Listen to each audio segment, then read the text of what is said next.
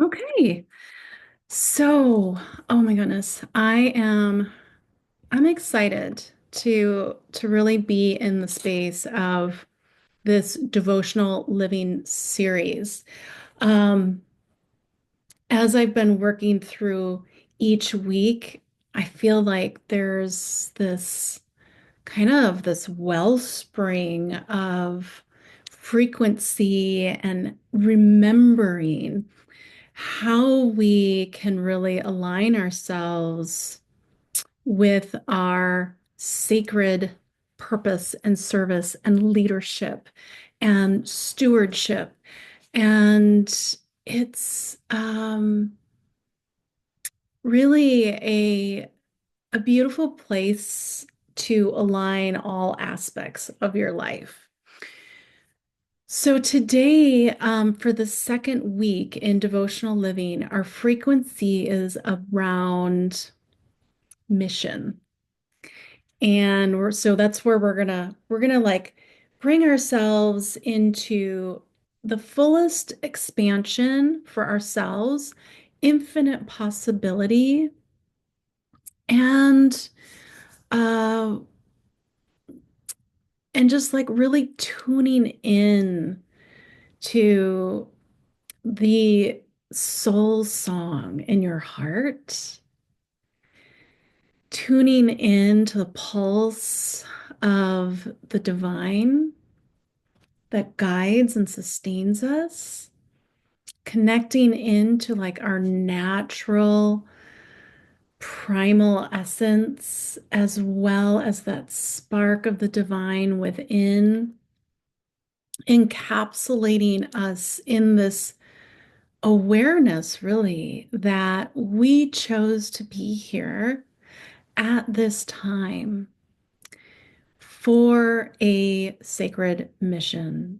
And maybe you're not even aware of that. Maybe you weren't sure that you even made this choice. So, what I'm going to share with you is simply to drop in and be in a state of curiosity, maybe a state of reflection, allow it to be a contemplation, something that you kind of chew on for a bit, maybe even come into some clarity or refinement about. Um, because I think that this is a really important facet that's missing from life when we're sort of hooked into the social norms and we're in the busyness of life, is that we can kind of forget about why we're here. And as a spiritual director, one of the things that people come to me for are those bigger questions in life, like what what is the meaning behind this life? What is the meaning for me? Um, how how am I supposed to make sense of all of this? And what am I supposed to put my attention to? How am I supposed to be in the world? How do I navigate? These are really big life questions. And I think what our sacred purpose is something that, to a very innate degree, maybe it's under layers of our consciousness, is is really just something we're all seeking. So I'm going to make um, a generalization there, perhaps, but it's certainly true for my life. I knew early on that I was here for a purpose, and I feel like spent the better part of my life seeking that, like really wanting to understand it.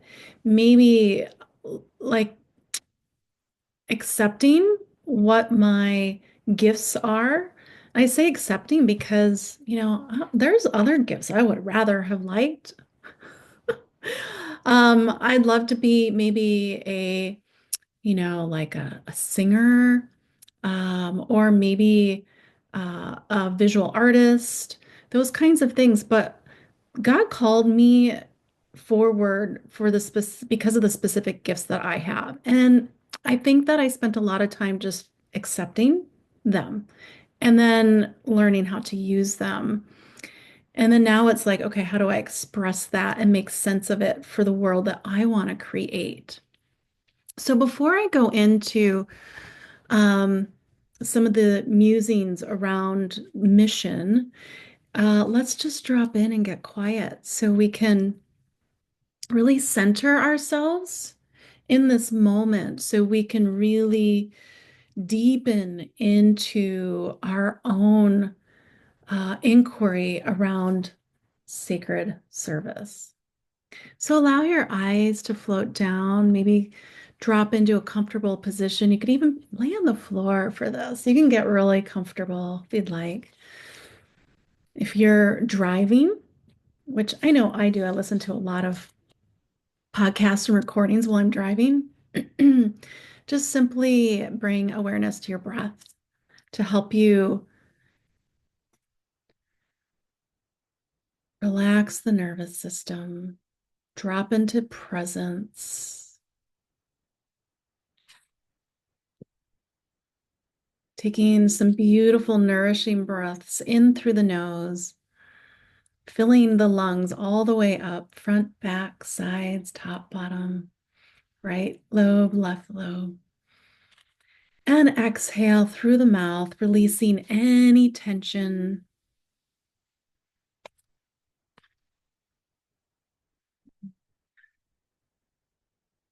Take a few more breaths. Allow each breath to be a softening for the body.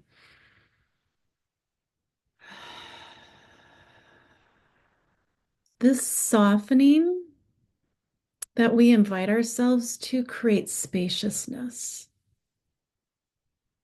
It's the difference between like a firm mattress and a soft mattress.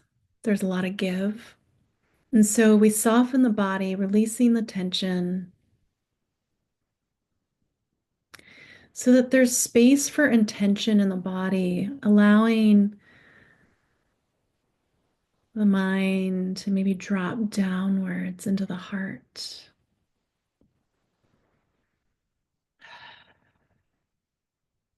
Using your breath to just guide that thinking mind down into the center of your heart, or maybe even just below the heart, maybe at the upper belly, somewhere where it feels like you're really in a stable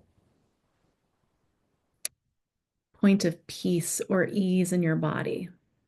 So let's just find that place. Bring your mind there. Bring the thinking mind into that larger container of your body so that you can feel more, experience more, and receive more. Receiving from the whole of your body rather than just kind of being stuck in that ruminating, analytical mind of ours. That's so wonderful, but it's also so healthy to give it a rest and a break. Allow it some integration with the rest of the body.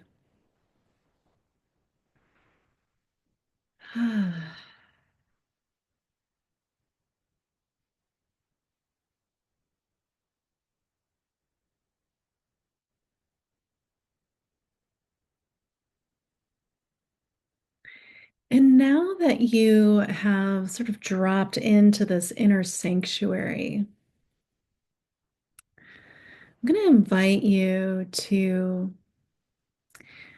witness yourself from afar. So, like you're the observer and you're looking at yourself.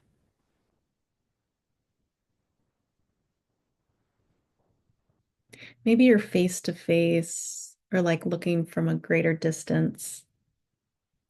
Just observing with quality of unconditional love and care and a non-bias observation.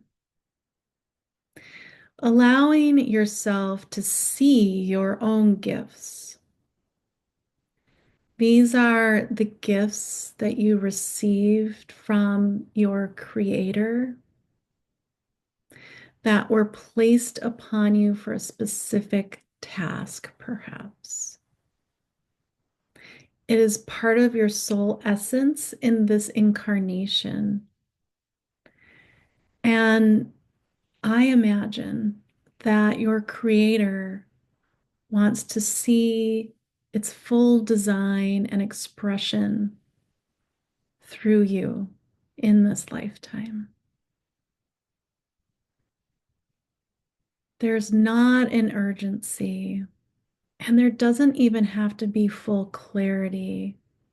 There can be a quality of soft knowing.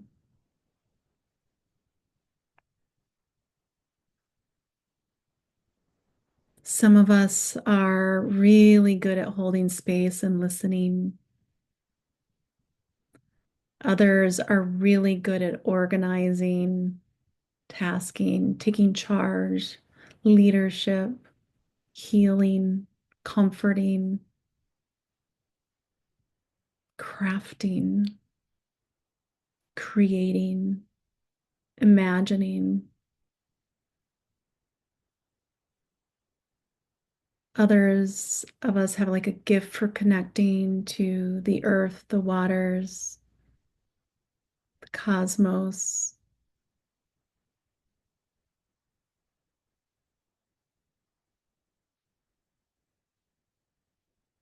Others of us have a gift for physical expression through dance or some sort of movement.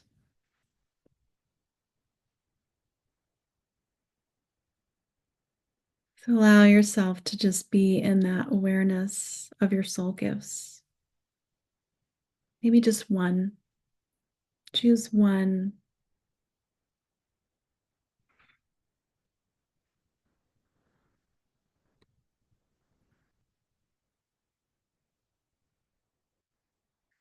And so now that you've maybe seen this one soul gift of yours, what do we do with it? What do we do with that? Have we been called to use it? Do we have a container for which we're using our soul gift?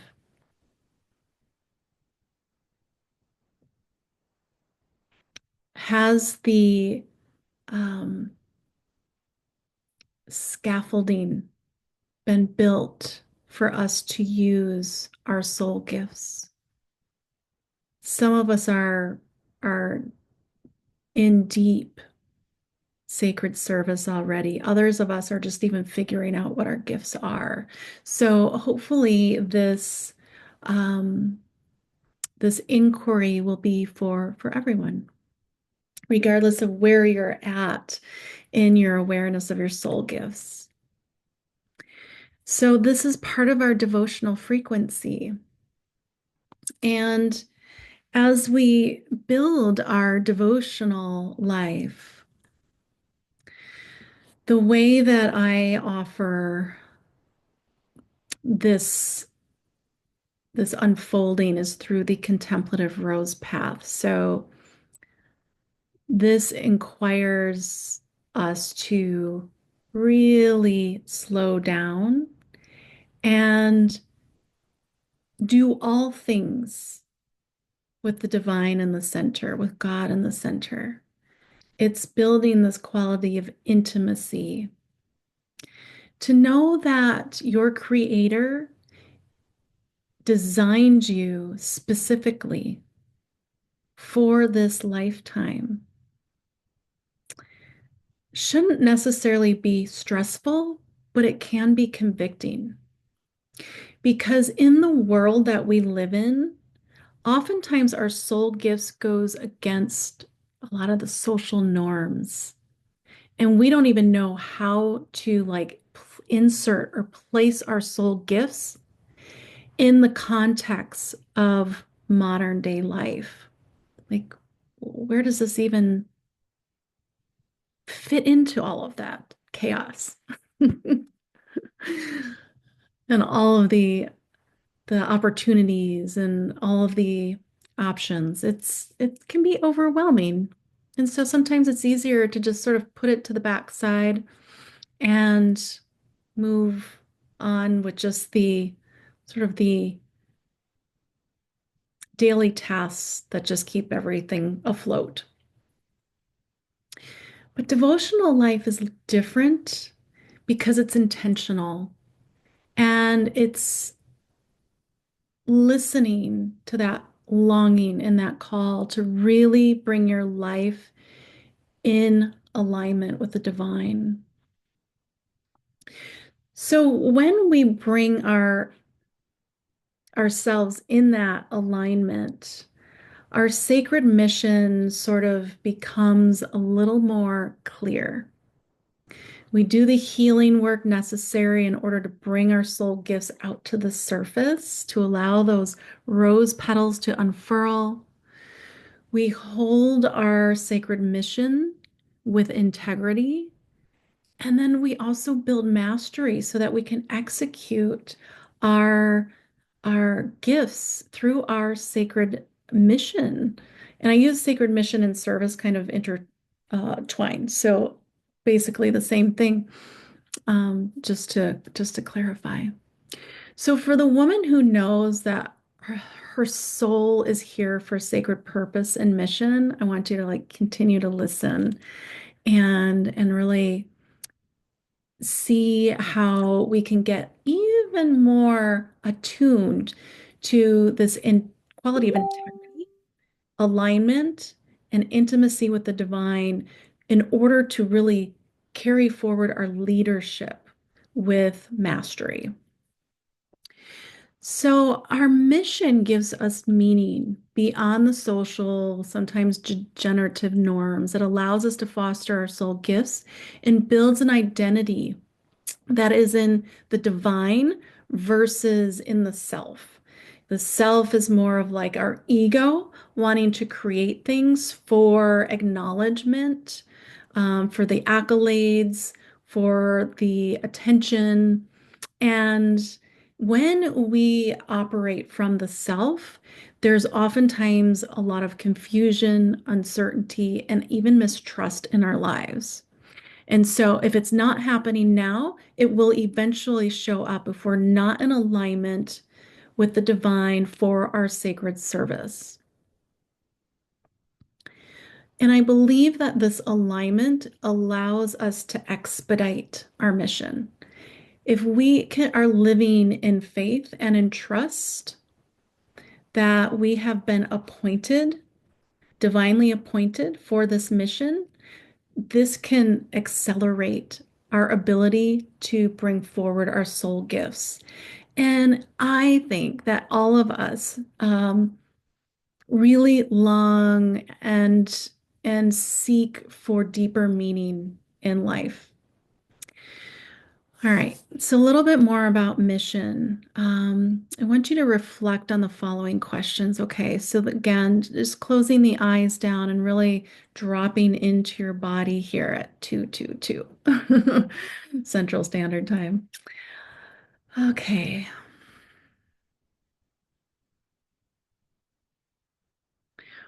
what are we here for? Allow yourself to reflect on why are you here in this life, in this world, maybe in this community that you're in this family. Why are you here? And how do you make meaning out of life? What are the things that you're doing now to create true meaning, purpose, and significance in life? And not that we need significance, but I think meaning is the primary necessity.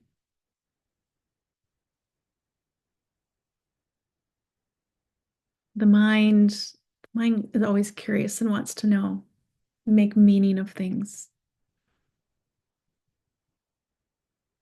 It's oftentimes why we're on the spiritual path, because we started to make, wonder about what everything means. How are you able to make positive change to help others, to serve, to be the hands and feet of God?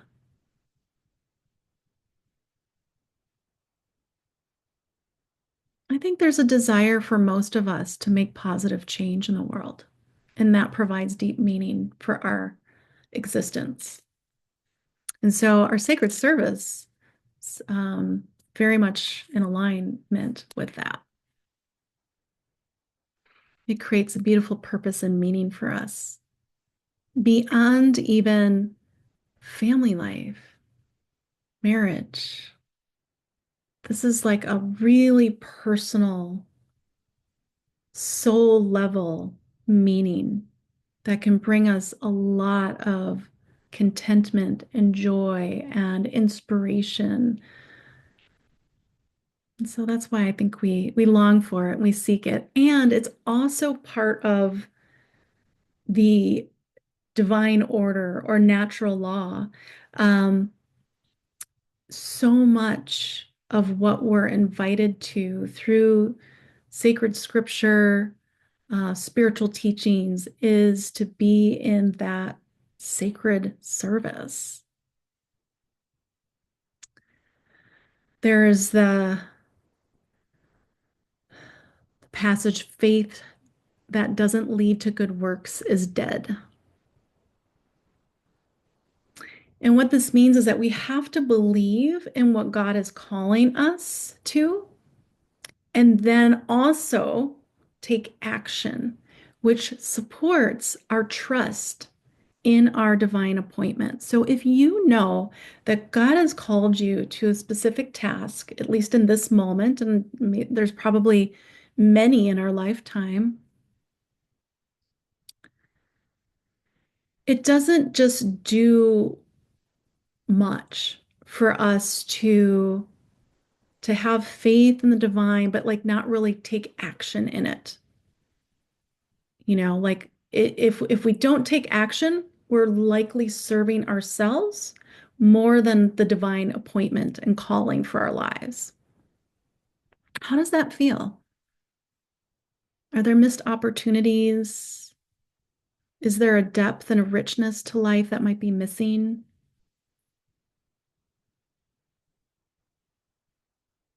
Does it feel like we really have to push and strive in life when we're not taking action?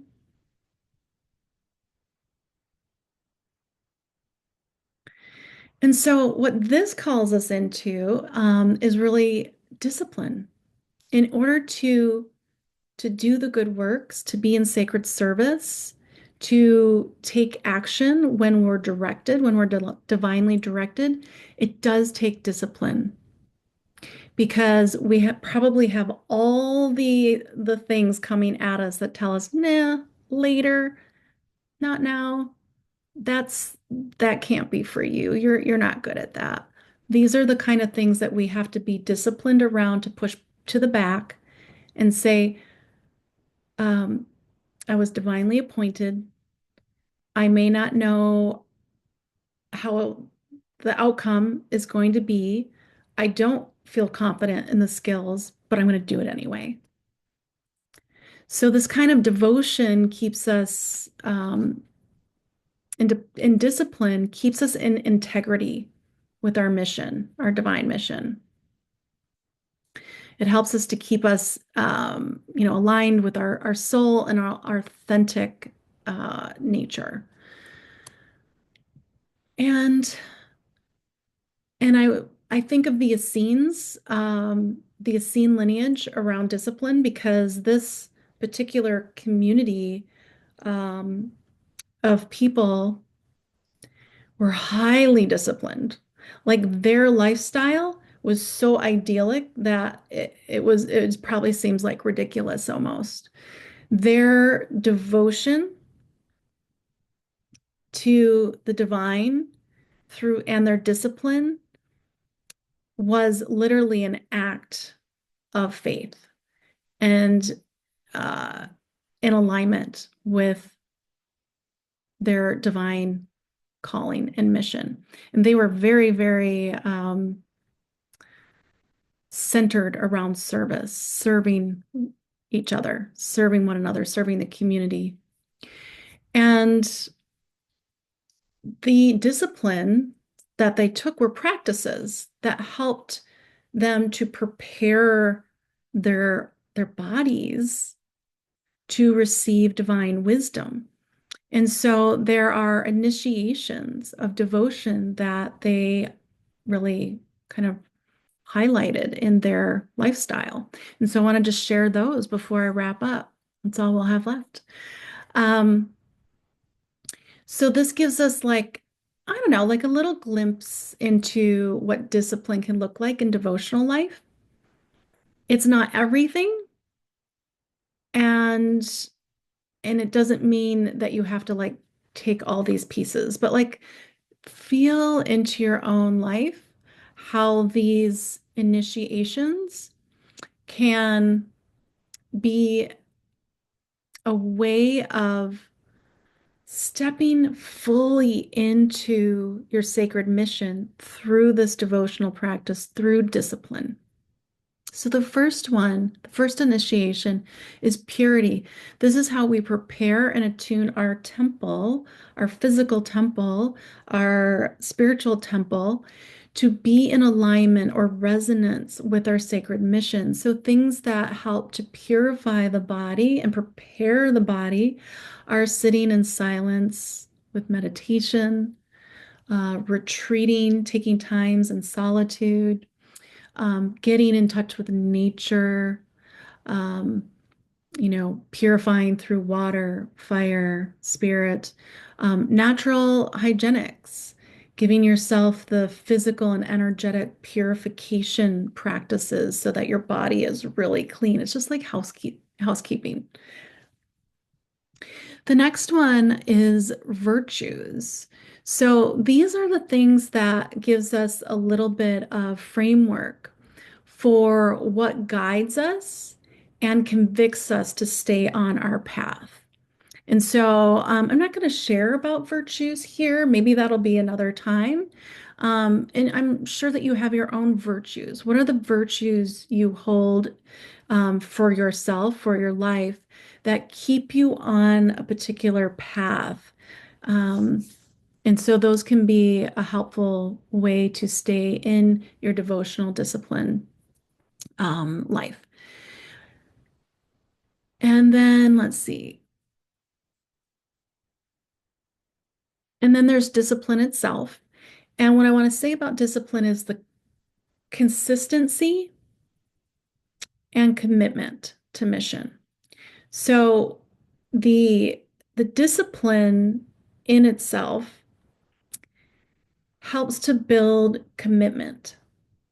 So each day we commit ourselves to our practices, which helps build and expand our mission because it keeps us in alignment, it keeps us in check, and it in this constancy helps really build a muscle for mastery. The last one is the initiation of the renunciate. And so this isn't uh, like I said, these are all pretty intense areas of being in devotion, of, you know, committing to all of these things is a lot. And this is just an outline, but they can all really, really help us stay in our mastery. And I want to preface that I'm still kind of in a personal reconciliation with renunciation because when I was early in my spiritual path, I was highly influenced by that discipline to the point where I think there was a little spiritual immaturity around that.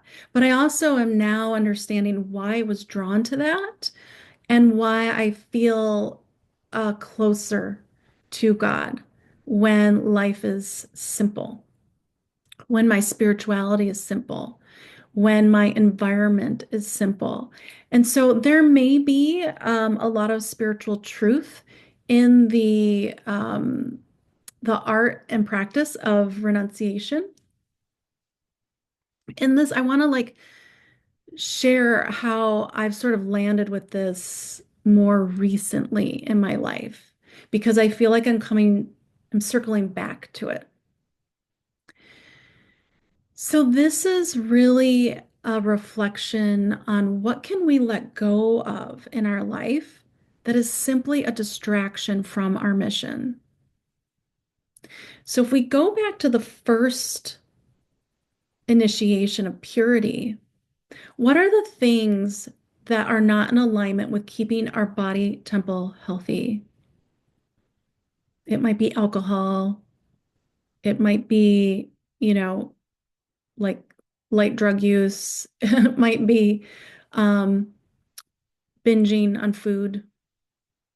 It might be late nights, like those kinds of things that we know are not necessarily ideal for us. And when they become a regular part of our lives, they really can distract us from bringing our gifts forward and taking the path to our sacred service and really being enrolled in our mission. So this initiation of the renunciate, I think, is an invitation to be fully enrolled in our mission. Like this is true commitment. It is discipline. It aligns to our virtues, and it requires a quality of like purity. Like I want to be really pristine with my alignment and my understanding of what God is calling me into action for each and every moment so that I can really stay steadfast in my mission. So, what are those things that we can let go of?